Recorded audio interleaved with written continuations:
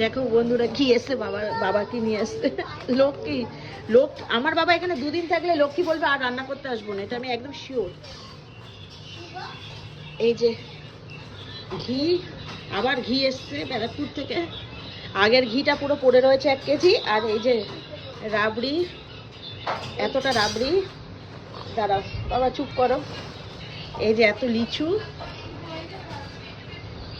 এই যে এখানে আম আছে। বাবা এটা খোলো না, বাবা এটা খোলো না।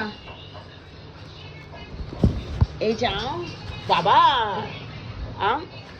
আর এখানে পুরো ক্যাডবেরিতে ভর্তি, চকো আর চকলেটে ভর্তি। আজকের মেনু: বেগুন ভাজা, টকের ডাল, চিকেন কষা,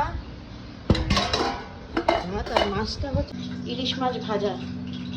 বাস, বাবার জন্য ইলিশ মাছ কিনে দিচ্ছি।